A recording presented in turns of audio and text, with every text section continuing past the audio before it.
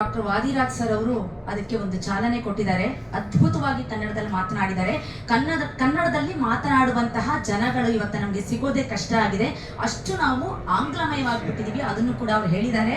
ಎಂಥ ಚಂದದ ಭಾಷೆ ಕನ್ನಡ, ಎಂಥ ಸುಂದರ ಭಾಷೆ ಕನ್ನಡ.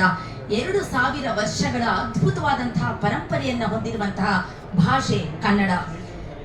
ಆದಿಕವಿ ಪಂಪ, ಕವಿ ಚಕ್ರವರ್ತಿ ರಂಗ, ರಗಳೆ ಕವಿ ಹರಿಹರ, ಷಟ್ಪದಿಯ ಬ್ರಹ್ಮ ರಾಘವಾಂಕ, ರೂಪಕ ಸಾಮ್ರಾಜ್ಯ ಚಕ್ರವರ್ತಿ ಕುಮಾರವ್ಯಾಸ, ದಾನ ಚಿಂತಾಮಣಿ ಅತ್ತಿಮಬ್ಬೆ, ನಾದಲೋಲ ಲಕ್ಷ್ಮೀಶ, ಕನ್ನಡದ ಕಣ್ವ PM ಶ್ರೀ ಇವರಿಂದ ಹರಿದು ಬಂದಂತಹ ನಮ್ಮ ಕನ್ನಡ ಸಾಹಿತ್ಯ ಹಾಗೆ ಹರಿದು ಬಂದು ರಾಷ್ಟ್ರಕವಿ ಕುವೆಂಪು, ವರಕವಿ ದರಾ ಬೇಂದ್ರೆ, ಶಿವರಾಮ್ ಕಾರಂತರು, ಮಾಸ್ತಿ ವೆಂಕಟೇಶ ಅಯ್ಯಂಗಾರ್, ವಿಕ್ರು ಗೋಕಾಕ್, ಗಿರೀಶ್ ಕಾರ್ನಾಡ್, ಅನಂತಮೂರ್ತಿ, ಚಂದ್ರಶೇಖರ್ ಕಂಬಾರ್, ಇದಕ್ಕೆ ಕೊನೆನೇ ಇಲ್ಲ.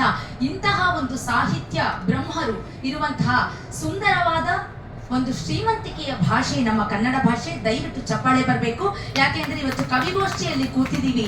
ಎಂತೆಂತಹ ಸಾಹಿತ್ಯ, ಎಂತೆಂಥ ಲೇಖನಗಳನ್ನ ಬರೆದಿರುವಂತಹ, ಕಾವ್ಯಗಳನ್ನ ಬರೆದಿರುವಂತಹ ಕವಿಗಳು ನೀವೆಲ್ಲ ಉಪಸ್ಥಿತರಿದ್ದೀರಾ.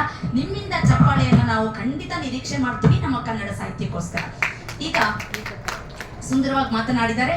ಧನ್ಯವಾದಗಳು ಡಾಕ್ಟರ್ ವಾದಿರಾಜ್ ಸರ್ ಅವರಿಗೆ. ನಾವು ಈಗ ನೇರವಾಗಿ ಕವಿಗೋಷ್ಠಿ ಕಾರ್ಯಕ್ರಮವನ್ನು ಆರಂಭ